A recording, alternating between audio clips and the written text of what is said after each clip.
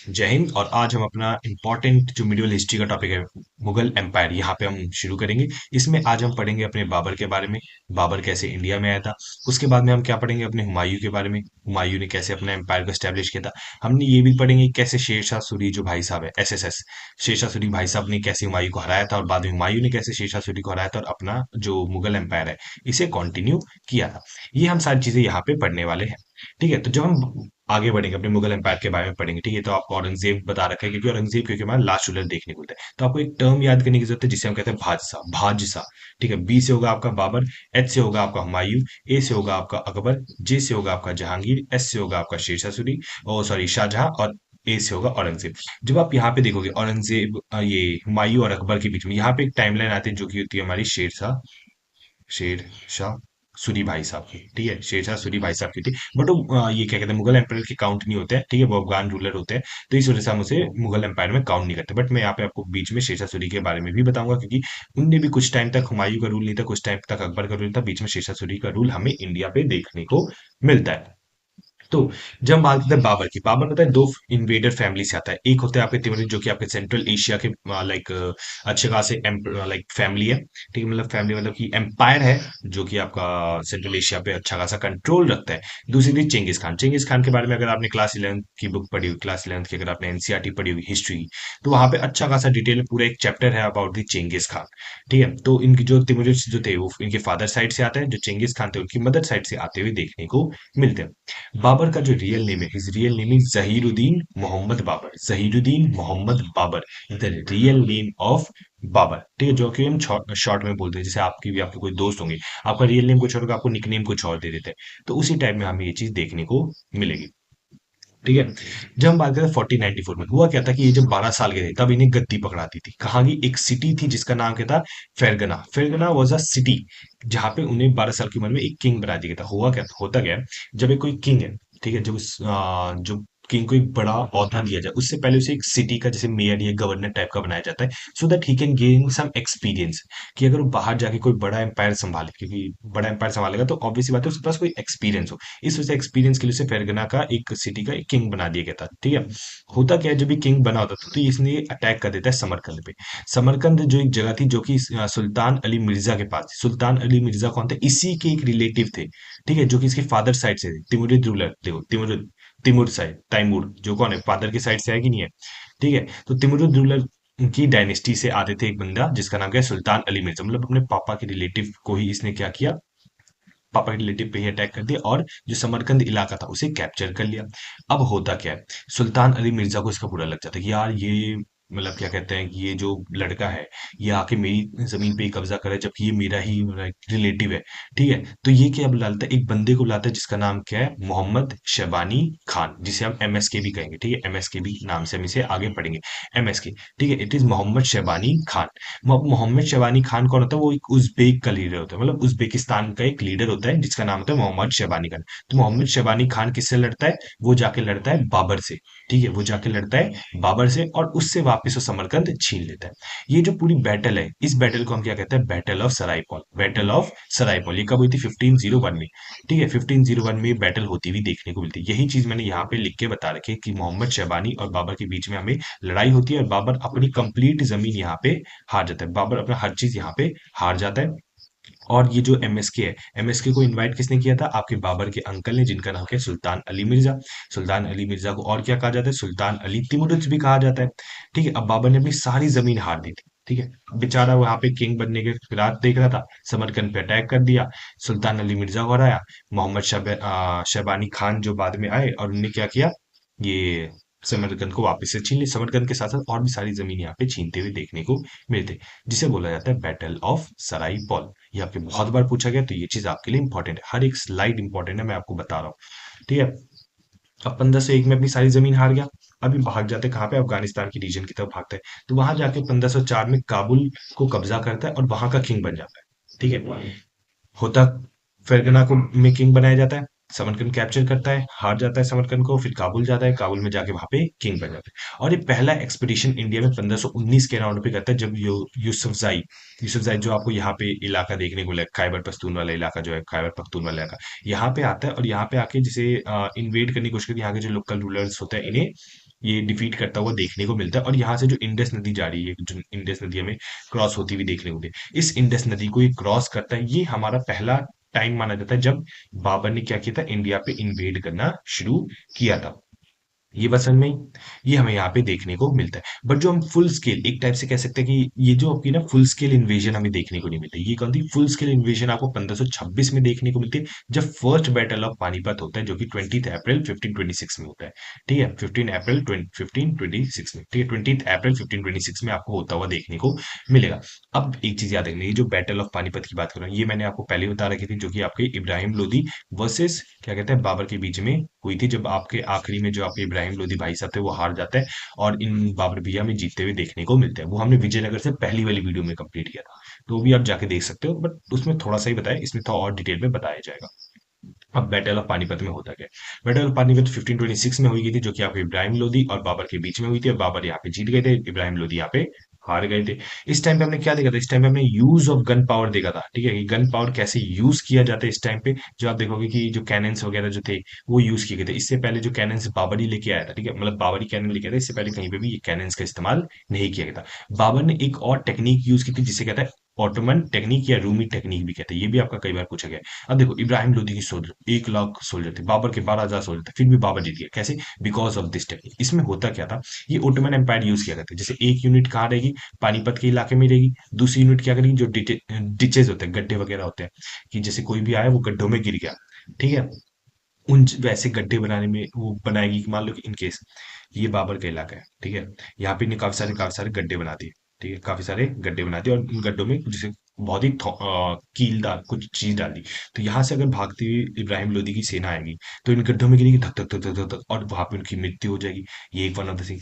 कई जो बाबर के सोल्जर थे वो कुछ पिटहोल्स में छुपे हुए थे, जैसे मान लो कि आप पिटहोल्स में छुपे हुए हैं, और वहां पे कोई भी आ रहा है तो ऐसे छुप छुप के गोली मार, धर धर धर धर, तो लोगों को पता नहीं चल पाता था कि गोली ये लग कहाँ से रही है। इस टाइप की सेकेंड यूनिट होती है। इनने क्या किया, जो कैनन्स होते थे उन्हें एक लाइन में क्रिएट कर दिया। मान लो कि ये कैन, अब ये गड्ढे वाला चीज हो गया, यहाँ पे छुपे हुए, और यहाँ पे कैनन्स रखे हुए, यहाँ पे तोप के गोले रखे हुए, ठीक है, और तोप के गोले कंटिन्यू फायर कर रहे हैं इनके ऊपर, ठीक, एक लाइन में। ठीक है, तो ये आपका आपको एक और शील्ड का काम करता है। फिर यहाँ पे इस टेक्निक को और अच्छा करने के लिए इन्होंने क्या किया, दो ऑटोमन मास्टर्स को भी बुलाया था। उनका नाम क्या था? उस्ताद अली और Mustafa. Mustafa and Ustad Ali are the two Ottoman. ओ टू यहाँ पे गलत लिखी है स्पेलिंग, यहाँ पे सही कहते हैं, ठीक है, ऑटोमन, ठीक है, वो ये आना चाहिए ऑटोमन, ठीक है, ऑटोमन, ठीक है, ऑटोमन मास्टर्स को बुलाते, जिनका नाम उस्ताद अली और मुस्तफा था, जिसकी वजह से जो ऑटोमन टेक्निक है और ज्यादा फ्लुएंट होती हुई देखने को मिली थी। अब होता क्या देखो, 1526 में बैटल ऑफ पानीपत हुआ, 1527 में बैटल ऑफ खानवा होता है। बैटल ऑफ खानवा में किसके बीच में होता है? राणा संगा और बाबर के बीच में होता है। अब राणा संगा क्यों लड़ता है? राणा संगा तो खुद ही इन्वाइट कर रहा होता है बाबर को। हमने जैसे लोधी वाले में पढ़ा था, जो इब्राहिम लोधी था, ठीक है, इब्राहिम लोधी ने अपने जैसे रिलेटिव को तंग कर रखा था, तो जब आप देखोगे राणा संगा ने भी इनवाइट किया था किसे? बाबर को, कि आओ और इब्राहिम लोधी को मारो। ऊपर से आप देखोगे इब्राहिम लोधी के जो अंकल थे आपके आलम खान, ठीक है, आलम खान, उनने भी इनवाइट किया था बाबर को। उसके साथ साथ में आपको पंजाब का रूलर जो कि दौलत खान थे, उनने भी इनवाइट किया था। तो जब राणा संगा ने ही इनवाइट किया बाबर को, तो क्यों लड़ाई हुई? वो इस वजह से हुई क्योंकि राणा संगा ने देखा कि जो बाबर आ तो गया, इंडिया में रह भी रहा है, और वो अब क्या कर रहा है कि जो राणा संगा की जमीन है उस पर भी कब्जा करने की कोशिश कर रहा है, धीरे धीरे करके कुछ ना कुछ प्रॉब्लम क्रिएट कर रहा है। इस वजह से यहाँ पे हमें लड़ाई होती हुई देखने को मिली थी। जब इस बाबर क्या हुआ, यहाँ पे जीत गया। बाबर जैसे ही यहाँ पे जीता, उसने अपने आप को एक टाइटल दिया, जिसे क्या बोला गया है? गजी। Ghazi is the title which he gained for himself after defeating the Rana Sanga, who was a Rajput ruler। ये बात समझ में आई? आगे चलते हैं। अब एक बैटल ऑफ खानवा, ठीक है, जिसमें मैंने आपको बताया था बैटल ऑफ खानवा की यहाँ बात की गई थी। अब यही चीज मैं यहाँ पे बस थोड़ा सा इलेबोरेट फॉर्म में बता रहा हूँ। अब जो मैंने आपको पहले यहाँ बताया था राणा संगा, he was leading that war, ठीक है, बट अकेले नहीं था। यहाँ पे हम देखते हैं राणा संगा भी था, महमूद लोधी भी था, और हसन खान भी था। अब आप कहोगे सर आपने राणा संगा के बारे में तो बता दिया, महमूद लोधी कौन है? आपने तो कहा था इब्राहिम लोधी के बाद जो दिल्ली सेंटर था खत्म हो गई थी। हाँ बिल्कुल सही कहा था मैंने। महमूद लोधी कौन था? Younger brother of Ibrahim Lodhi. अब राणा संगा ने कहा यार देखो, इब्राहिम लोधी बाबर ने ना तुम्हारे भाई वो महमूद लोधी को कहा कि इब्राहिम लोधी को मार दिया गया है बाय द बाबर, ठीक है, तो महमूद लोधी तुम्हारा काम क्या फर्ज बनता है? अपने भाई का बदला लेना। तो महमूद लोधी को भी अपनी साइड कर लेता है, और हसन खान जो मेवाड़ का किंग होता है, उसे भी थोड़ा बहुत अपनी पावर को दिखाना है, उसे भी किंग बनना होता है, ठीक है, तो ये तीन जो बंदे होते हैं ये एक साथ यूनाइट हो जाते हैं अगेंस्ट बाबर। अब ये इतने पावरफुल फोर्स हैं कि बाबर ऑलमोस्ट हारने ही वाला था। बट बाबर ने एक पैतरा बनाया, क्या उसने कहा कि यार मैं इस ना लड़ाई को सिर्फ दो किंग के बीच की लड़ाई या जमीन के बीच की लड़ाई नहीं बनाऊंगा, मैं इसे धर्म की लड़ाई बनाता हूँ। धर्म की लड़ाई अब धर्म की लड़ाई जब भी मैं बोलूंगा तो जितने भी मुस्लिम होंगे मेरा सपोर्ट करने आएंगे। तो उसने एक नारा दिया जिसे बोला गया जिहादी नारा, कि हमें अपने जिहाद को बचाना है, हमें अपने इस्लाम को बचाना है, हमें अपने इस्लाम को बचाना है। ये राणा संगा जो है, ये लोग हैं, ऐसे लोग हैं, ये हमारे धर्म को मान चाहते हैं, हमारे इस्लाम को मान चाहते हैं। इस वजह से क्या हुआ, ये जितने भी मुस्लिम थे वो सारे हमें यहाँ पे यूनाइट होते हुए देखने को मिलते और बाबर को सपोर्ट करते हुए देखने को मिलते, जिसकी वजह से जो बाबर की जो आर्मी थी, जिसकी वजह से जो बाबर का जो सपोर्ट था, वो सपोर्ट बेस और ज्यादा वाइड होता हुआ हमें यहाँ पे देखने को मिला था इन द बैटल ऑफ खानवा। अब 26 में क्या हुआ, पानीपत हुआ। 27 में खानवा हुआ। 28 में क्या था, battle of Chanderi. Battle of Chanderi, Chanderi एक जगह है एमपी में, ठीक है। वहां पे का जो राजा था जिसका नाम क्या है, मदीनी राय, वो बाबर से लड़ता है और वो वहां पे हार जाता है। फिर बैटल ऑफ घाघर होता है, ये कब होता है, 29। देखो कंटिन्यू बैटल हुई, 26, 27, 28, 29, ठीक है। बैटल ऑफ घाघर होती है जिसमें एक घाघर क्या है, एक आप देखोगे रिवर की भी ट्रिब्यूटरी है। कौन सी रिवर की ट्रिब्यूटरी है, ये बताओ, आप कमेंट डाउन करो, कौन सी रिवर की ट्रिब्यूटरी है, जल्दी जल्दी जल्दी, मेरे पास टाइम नहीं है, ठीक है। बताते हुआ, ये हमें देखोगे कि आप ये गंगा की ट्रिब्यूटरी आपको देखने को मिलेगी, ठीक है। गंगा की ट्रिब्यूटरी देखने को आप, जैसे गंगा जाती थी यहाँ पे आपके 5 प्रयाग है, फिर उसके बाद ये कॉइन जॉइन जॉइन, तो यहाँ पे आपको घाघर देखने को मिलती है, जहाँ पे आपके अफगान रूलर जो थे वो आपको डिफीट होते हुए देखने को मिलते हैं, बाबर यहाँ पे हमें जीतते हुए देखने को मिलते हैं। इसकी वजह से क्या होता है, एक नई डायनेस्टी हमें स्टैब्लिश होती हुई देखने को मिलती है इन द इंडियन सब कॉन्टिनेंट, ठीक है। ये बात समझ आई, यहाँ तक कोई डाउट, आगे चलते हैं। अब एक बुक लिखी है जिसका नाम क्या है, तुजुकी बाबरी। तुजुकी बाबरी क्या है, एक बुक है जो कि किसके बारे में बताती है, आपके बाबर के बारे में बताती है। और इसे लिखा किसने था, मतलब लिखा इसे तुर्की लैंग्वेज में लिखा गया था, ठीक है, but it was translated by Abdul Rahim, ठीक है। It was translated by Abdul Rahim. Abdul Rahim कौन था, बैरम खान का बेटा। बैरम खान कौन था, वो हम अकबर जब पढ़ेंगे तो आपको डिटेल में पता चलेगा, ठीक है। अब्दुल रहीम ने ट्रांसलेट किया था इस बुक को। और अब्दुल रहीम को क्या बोला जाता है, खान ए खना भी बोला जाता है। Khan e Khana was the title which was given to him. इस बुक को बाद में तुर्की बाबरी को क्या बोला गया, बाबर नामा के नाम से भी जाने लग गया था। ये लिखी तुर्की लैंग्वेज में थी, बाद में इसे पर्शियन लैंग्वेज में ट्रांसलेट किया गया था, विच इज कॉल्ड बाबर नामा। अब मैंने आपको बताया था अब्दुल रहीम। अब्दुल रहीम बेटा था किसका, बैरम खान का। बैरम खान एक वफादार बंदा था अकबर का। लाइक जब अकबर छोटा था, तो ठीक है, जब अकबर जो था, अकबर भैया जब छोटे थे, तो हुआ क्या था, बैरम खान जो था उन्हें देख रेख करता। बैरम खान उन्हें हर चीज डिटेल दिया करता था, ठीक है, हर चीज बताया किया करता था, ठीक है, उन्हें गाइड किया करता था। तो ये हमें देखना है, एक trustable military commander of Akbar हमें देखने को मिलता है बैरम खान। जब हम अकबर पढ़ेंगे अभी तो हम ये खत्म हो रहा है, बाबर खत्म हो रहा है, फिर हुमायूं, शेर सूरी, उसके बाद हम अकबर पे आएंगे, तब आपको बैरम खान के बारे में डिटेल में पता चलता। चलिए, हमारा बाबर का चैप्टर वहीं पे खत्म हो जाता है, ठीक है। बाबर का चैप्टर हमारा वहीं पे खत्म हो जाता है, जब ये सारी हमें लड़ाई वड़ाई देखने को मिलती है। उसके बाद जो बंदा आता है बाबर का बेटा, जिसका नाम क्या है, हुमायूं। हुमायूं देखने को मिलता है। हुमायूं को लिए सबसे बड़ी दिक्कत शेरशाह सूरी थी, ठीक है। और आपके गुजरात के रूलर थे, वो इनके लिए दिक्कत साबित होते हैं थोड़े बहुत। तो हम देखेंगे इनने कैसे उन दिक्कतों को काउंटर किया और इतना बड़ा मुगल एम्पायर को कंटिन्यू किया था। जब हम बात करते हैं हुमायूं की, हुमायूं की मदर का नाम क्या है, महांगा, ठीक है। उनका बॉर्न कब हुए थे, 1508 एडी में बॉर्न होते। 23 साल की उम्र में उनने क्या किया, जब गद्दी संभाली, जो 23 साल की उम्र में अपनी गद्दी संभाली थी, उनने ये देखा कि उनके एम्पायर में काफी सारी पुअर कंडीशन है, लाइक फाइनेंस कंडीशन बहुत ही ज्यादा खराब हमें डिट्रॉइट हमें देखने को मिलती है। और तिमुरिड ट्रेडिशन के हिसाब से, तिमुरिड ट्रेडिशन मतलब जो उनके फादर के जो साइड है, जैसे बाबर है, ठीक है, जैसे मैंने बताया था बाबर की जो फादर की साइड है उसे क्या कहता है, तिमुरिड्स कहा जाता है, ठीक है, उसे क्या जाता है, तिमुरिड्स कहा जाता है, ठीक है। तिमुरिड्स के हिसाब से क्या था कि जब भी फादर क्या कहते हैं, जब भी फादर की जितनी प्रॉपर्टी होगी वो बच्चों में इक्वली बांटती जाएगी। तो यहाँ पे तिमुरिड ट्रेडिशन के हिसाब से इसे अपना जो किंगडम था वो अपने भाइयों के बीच में बांटना था, बट ये इसके खिलाफ था। उसे नहीं चाहिए था कि मेरा जो इतना बड़ा वास्ट एम्पायर जो बाबर भाई साहब खड़े करके गए हैं वो टूटे। तो इस वजह से उसने ये चीज करने से डिनाई कर दिया, और थोड़ा बहुत लाइक भाइयों से बातचीत करके कंपनसेशन वगैरह करके, तो ये चीज हमें देखने को मिलती है। इसने एक नई सिटी भी बनाई दिल्ली में, जिसे क्या बोला गया है, दीनपा, ठीक है।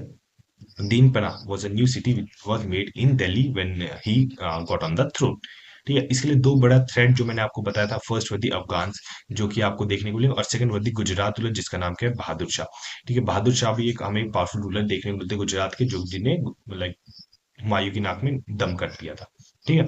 जब हम आते हैं अफगान्स के, अफगान्स में एक रूलर था जिसका नाम क्या था, शेर खान, ठीक है, जिसे हम शेरशाह सूरी के नाम से जानेंगे आगे, ठीक है। तो इसका नाम क्या था, शेर खान हमें देखने को मिलता है। He is also called Sher Shah Suri, ठीक है। उसने क्या किया था, चुनार जो फोर्ट है यूपी में, उसे कैप्चर कर लिया था। क्या हुआ था कि जैसे अब हम यहाँ देखते हैं, ठीक है, ये पैदा आपका क्या कहते हैं अफ़गान मतलब अफ़गान ही बंदा था, ठीक है? बट पैदा आपका बिहार रीजन में हमें होता हुआ देखने को मिलेगा, ठीक है? तो इसने क्या किया यूपी का जो इलाका था चुनार फोर्ट, ठीक है? वहाँ पे इसने क्या किया कब्ज़ा कर लिया, ठीक है? कब्ज़ा करने के बाद क्या हुआ था कि इसने जब कब्ज़ा किया, हुमायूँ को पता चला, तो हुमायूँ वहाँ पे गया और हुमायूँ ने क्या किया शेरशाह सूरी को हरा दिया, ठीक है? ये देखो शेर खान आया, उसने क्या किया चुनार फोर्ट पे कब्जा किया। चुनार फोर्ट को मतलब जब हुमायूं को पता चला कि उसने ये चुनार फोर्ट जो कब्जा कर लिया है, तो हुमायूं आया और हुमायूं ने शेर खान को हरा दिया। हराने के बाद उसने क्या किया शाह के साथ जो शेर खान के साथ एक ट्रीटी साइन की और उसमें बोला कि आप हुमायूं के अंडर में वर्क करोगे बट आप हुमायूं के अगेंस्ट फाइट नहीं कर सकते, ठीक है? हम आपको जिंदा छोड़े बट आपको हुमायूं की बात माननी पड़ेगी। अब देखो इतनी बड़ी जो डिफीट सामने आई थी, ठीक है? इतना बड़ा जो एक चार्जर में लगा लूं मैं, ठीक है? जब इतनी बड़ी लाइक प्रॉब्लम उसने देखी, ठीक, मैं हूं, मैंने गया और मैंने शेर खान को मार दिया। शेर खान को बुरा तो लगेगा, वो तो कहेगा यार भाई देख इसने मुझे कैसे मार दिया, ऐसे नहीं हो सकता, ये गलत बात है। तो शेर खान अपने आप को बिल्डअप करने की कोशिश करेगा, तो वही चीज यहाँ पे हुई थी। तो यहाँ पे हम देखते हैं शेर खान जो था उसके अंडर में काम किया करता बट अपनी एम्पायर को भी कोशिश करता कि मैं अपने आप को भी कैसे कैसे करके बिल्डअप करूं। और वो अपने आप को बिल्डअप करने में सक्सेसफुल भी साबित हुआ था with the help of Bahadur Shah. Bahadur Shah कौन था? गुजरात का रूलर हमें देखने को मिलता है। तो शेर शाह ने क्या किया बिहार पे अटैक किया और उसे कैप्चर कर लिया और बंगाल पे भी अटैक करके बंगाल के राजा को हरा दिया। जिसकी वजह से आप देखोगे वर्ल्ड में जब ट्रेड होता था ना, तो अप्रोक्सीमेटली 80 to 70% जो ट्रेड होता था वो कहाँ से होता? बंगाल से होता था। बंगाल इतना पावरफुल या इतना रिच स्टेट माना जाता था। तो जब उसने बिहार बंगाल को हरा दिया, उसके राजा को हरा दिया, तो वहां पे अच्छी खासी वेल्थ मिलेगी, अच्छी खासी मिलिट्री स्ट्रांग हो सकती है। तो शेर खान के पास या शेर शाह के पास, अगर मैं शेर खान बोलूँ, शेर शाह बोलूँ या सूरी बोलूँ, तीनों एक ही बात है, ठीक है? तो उसके बाद वेल्थ भी आ गई, मिलिट्री भी आ गई। अब वो जाते हैं हुमायूं के पास और हुमायूं को हरा देता है और हुमायूं अपने एम्पायर को छोड़ के भाग जाता है कहाँ पे? ईरान के पास। ईरान जो आप जगह देख, अगर यहाँ इंडिया है, ये पाकिस्तान हो गया आपका जो कि इंडिया का ही पार्ट है, अफगानिस्तान, फिर आपको ईरान देखने को मिलता है। तो ईरान भाग जाता है, ठीक है? ईरान भाग जाता है और उसके बाद हम दो बैटल देखने को मिलती है इसी वॉर से रिलेटेड, ठीक है? जब वो शेर खान जो होता है वो जब हुमायूं को हरा देता है, इससे रिलेटेड हमें दो बैटल देखने को मिलती है। अब उन बैटल्स का नाम क्या है वो हम यहाँ पे देखेंगे। पहली जो बैटल होती है it is called battle of Chausa. Chausa का है बिहार में आपको देखने को मिला। 1539 में बैटल ऑफ चौसा होती है जिसमें हुमायूं और शेर खान के बीच में लड़ाई होती है। और हुमायूं कहाँ भाग के चला जाता है? वो भाग जाती escape the war with the help of bhishti. बिश्ती कौन है? एक वाटर कैरी जो पानी, जिससे क्या होता है जब जंग होती थी तो पानी पिलाने वाले जो लोग होते थे, उसकी हेल्प लेके, बिश्ती की हेल्प लेके हुमायूं यहाँ से भाग जाता है। फिर बैटल ऑफ कन्नौज होती है। बैटल ऑफ कन्नौज 1540 में होती है जिसमें हुमायूं और शेर खान के बीच में होती है, ठीक है? हुमायूं क्या होता है हार जाता है और कहाँ भाग जाता है? ईरान भाग जाता है। ये बात समझ में जो मैंने आपको यहाँ स्टोरी बताई थी ये वाली, कि शेर खान उसी के अंडर वर्क करता था, अपने आप को स्ट्रांग बनाया, बहादुर शाह की मदद ली और पावरफुल बना। फिर शेरशाह आया और क्या किया उसने बिहार और बंगाल को कैप्चर कर लिया। पैसा आ गया, मिलिट्री आ गई, हुमायूं को दो बैटल हुई कंटिन्यू 39 में और 40 में। 39 में हुमायूं स्केप कर गया था विद द हेल्प ऑफ बिश्ती और कन्नौज में उसे ईरान में भगा दिया गया। अब होता क्या है 1545 में, ठीक है? 1540 में तो ईरान भाग गया, तो 1545 में हुमायूं अब अपने आप को स्ट्रांग बनाएगा। अपने आप को स्ट्रांग बना के उसने काबुल और खंडार जो इलाके थे अफगानिस्तान ईरान के बॉर्डर के पास में, वो वहां उसने क्या किए कैप्चर किया और अपने आप को पावरफुल बना लेता है, ठीक है? अब हुमायूं वापिस आता है और दो बैटल होती है, ठीक है?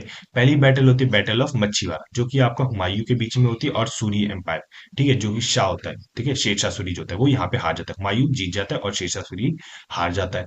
फिर उसके बाद बैटल ऑफ सरहिंद होती है। बैटल ऑफ सरहिंद में तब तक यहाँ पे ना शाह होता है, शेरशाह सूरी होता है वो लाइक खत्म हो चुका होता है, उनकी डेथ हो चुकी होती है। तो हुमायूं यहाँ पे जीत जाता है अगेंस्ट फाइटिंग दी सूरी एम्पायर। अब यहाँ पे सूरी एम्पायर को लीड कौन करता है? Suri empire was led by Islam Shah Suri. Islam Shah Suri जो थे इस एम्पायर को हमें लीड करते हुए देखने को मिलते हैं। Who was the successor of Shah, who was the successor of Shah empire. ये बात आपको समझ में आई? चलिए आगे चलते हैं। अब यहाँ पे हुमायूं गद्दी पे बैठता है। हुमायूं गद्दी पे कब बैठता है? 1555 पे बैठता है। जैसे मैंने आपको बताया था, आप यहाँ देखो 45 पे इसने काबुल पे कब्जा किया। ये आपका वॉर होती हुई देखने को मिली, दो वॉर 55 में होती हुई देखने को मिली। उसके बाद वो गद्दी पे बैठा 55 में, 1555 में वो गद्दी बैठा। जैसे ही गद्दी पे बैठा एक साल बाद हुमायूं की डेथ हो गई। उसका पूरा लाइफ लड़ने में निकल गया। जैसे ही उसने शांति मिली कि हाँ यार मैंने गुजरात के भी रूलर को भी इसने हरा रखा था, शेरशाह सूरी को भी हरा दिया, ठीक है? अब वो देखता है कि यार मैं अब आराम से बैठूंगा, तो एक साल बाद ही उसकी डेथ हो जाती है by falling from the stairs of library. अपनी लाइब्रेरी की सीढ़ियों से गिर के मरता हुआ हमें देखने को मिला। हुमायूं के नाम पे एक बुक लिखी गई थी जिसका नाम क्या था, हुमायूं नामा।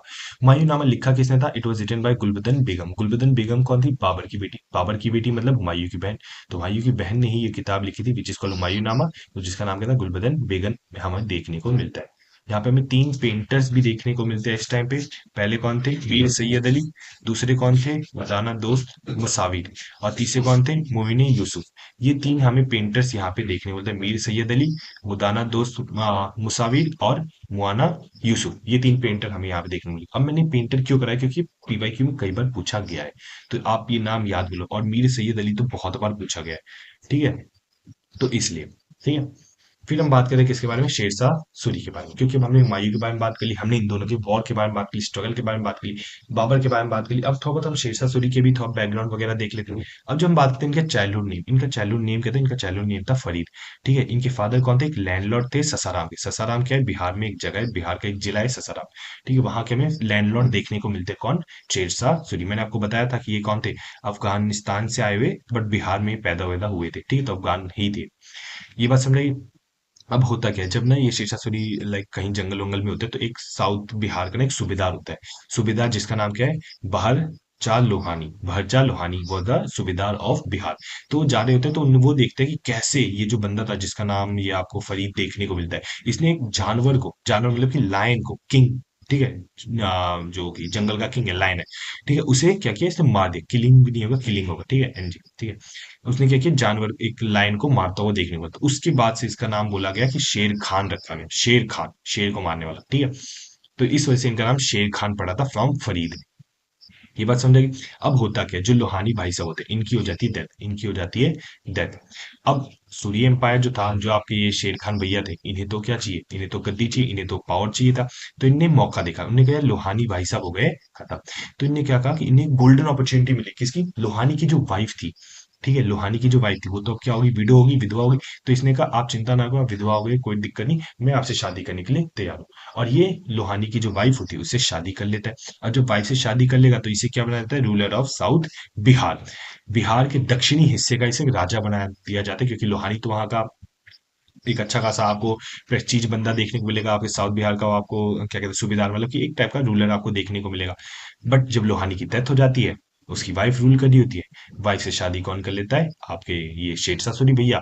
और क्या देखने को मिलेगा आपको, कि ये जो शेरशाह सूरी भैया है वो आपके साउथ बिहार के रूलर हमें देखने को मिलते हैं।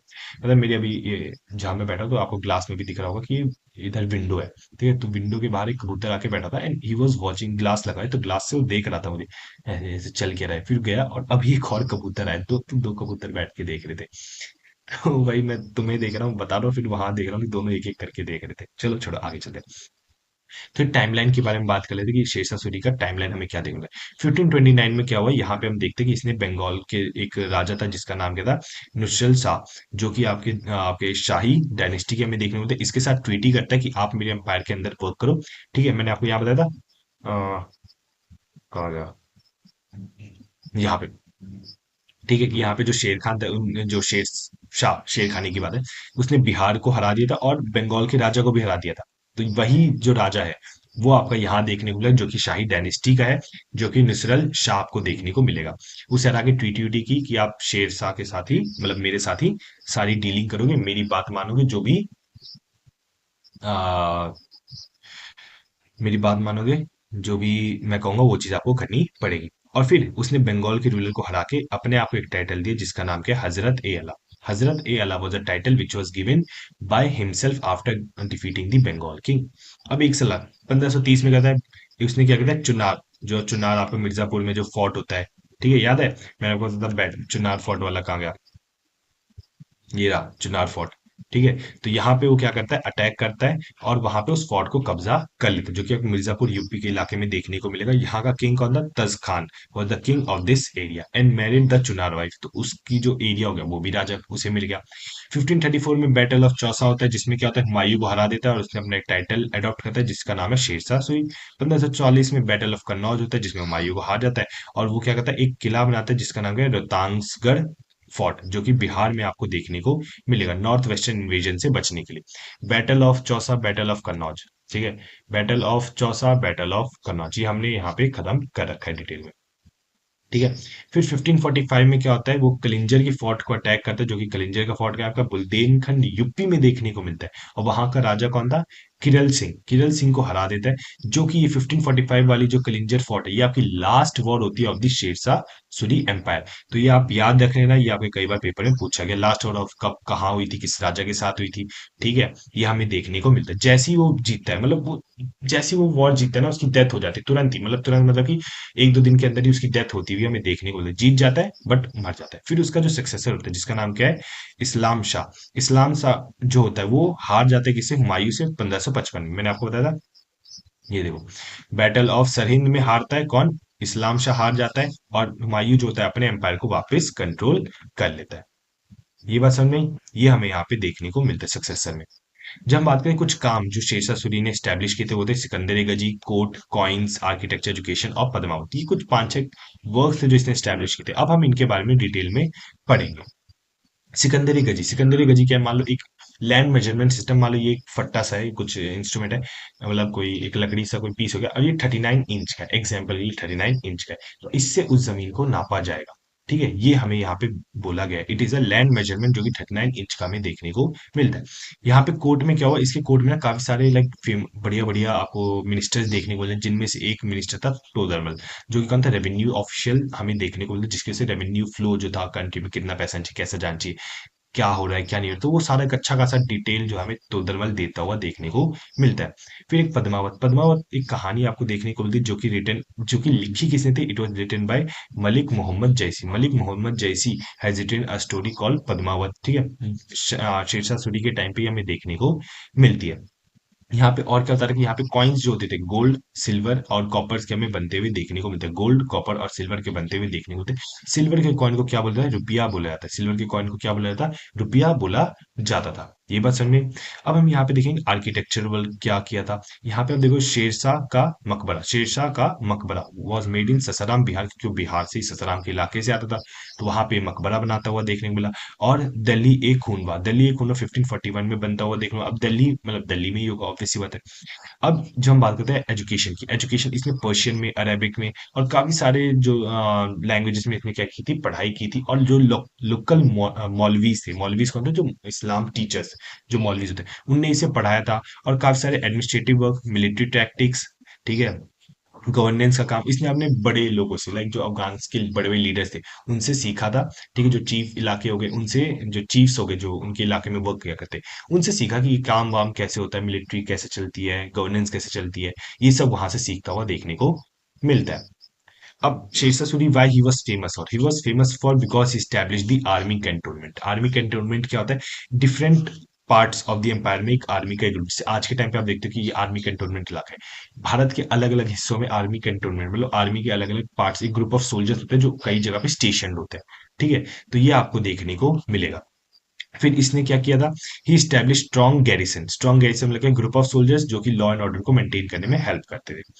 इसने अपने एम्पायर को कई हिस्सों में डिवाइड कर, मान लो ये एम्पायर है, ठीक है, इस एम्पायर को मान लो 4 हिस्सों में डिवाइड किया। जो बड़ा वाला लाइक जो ये बड़े बड़े पार्ट्स है, ठीक है, उसे क्या बोला है, सरकरास। ठीक है, सरकार्स। ठीक है, इट इज कॉल्ड सरकार्स। और सरकार्स के अंदर क्या होता है, छोटे छोटे डिविजन्स होते हैं। ठीक है, छोटे छोटे डिविजन्स होते हैं।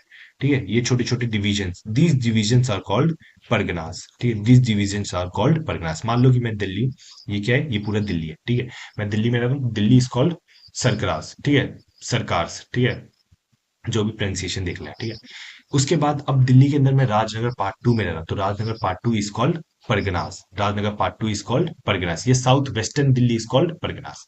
ये बात समझ में, यहां तक आपको बात समझ में कि एक बड़े से एरिया के अंदर छोटे छोटे एरियाज को परगनास बोला जाएगा। इंडिया है, इंडिया के अंदर दिल्ली, दिल्ली इज कॉल्ड सरकरास। ठीक है, सरकार्स। ठीक है, इसमें बार बार पता नहीं कि सरकरास बोल रहा हूँ। ठीक है, और दिल्ली के अंदर जो छोटे छोटे इलाके होंगे, इट इज कॉल्ड परगनास। ये हमें यहाँ पे देखने को मिल गया। अब जो परगनास थे उसे कौन रूल करता था, it was ruled by Sikdars. Sikdars was the person who used to look over the law and order in the parganas. ये वो हमें बंदे देखने को मिलते हैं। ठीक है, इसके साथ ही हम एंड आते हैं of our video for the Mughal invasion, ठीक है, मुगल्स में हमने मुगल एम्पायर के बारे में थोड़ा बहुत पढ़ा था। हमने देखा कि कैसे बाबर ने अपने एम्पायर को स्टैब्लिश किया। हुमायूं आया, हुमायूं ने कैसे अपने बैटल्स लड़े थे, किसके साथ साथ में, शेरशाह सूरी भाई साहब के साथ में लड़े थे। फिर हमने देखा कैसे शेरशाह सूरी भाई साहब अपने यहाँ पे एम्पायर स्टैब्लिश करते हुए देखने में थे। फिर कैसे हुमायूं ने वापस अपनी जमीन ली थी। और उसके बाद हमने थोड़ा बहुत हिस्टोरिकल बैकग्राउंड और प्लस आर्किटेक्चरल के बारे में यहाँ पे हम पढ़ते हुए देखने को मिलता है। तो ये एक कंप्लीट डिटेल बताती है। उसके आगे वाली वीडियो में अभी हमने, जैसे मैंने आपको बताया था पहले, ठीक है, कहानी हमने बाबर पढ़ लिया, हमें हुमायूं पढ़ लिया, हमने शेरशाह सूरी भी पढ़ लिया। हमारा अब अगली वीडियोस में हम अकबर जहांगीर के बारे में पढ़ेंगे, फिर शाहजहां औरंगजेब। अब ये पढ़ने के बाद हमारा जो है क्या कहते हैं, मिडिवल हिस्ट्री खत्म हो जाएगी। मतलब आप मान लो दो वीडियो और, 2 या 3 वीडियो और लगी, और उसके बाद आपकी मिडिवल हिस्ट्री खत्म हो जाएगी। फिर we will be starting with modern history. Modern history से हम स्टार्ट करेंगे एडवेंट ऑफ यूरोपियन। उसमें हम काफी डिटेल में बात करेंगे कैसे यूरोपियंस आए, क्या है क्या नहीं किए। तो ये सारी चीजें हम यहाँ पे देखने को मिलेगी। ठीक है, तब तक के लिए बाय बाय, मिलते हैं अपने नेक्स्ट वीडियो में, और जय हिंद। और वीडियो देखते रहना, ठीक है भाई, क्योंकि कंटेंट आ रहा है, पढ़ लोगे तो अच्छा लगेगा, मुझे अच्छा लगेगा अगर आपका नाम मेरिट में आएगा। Bye bye.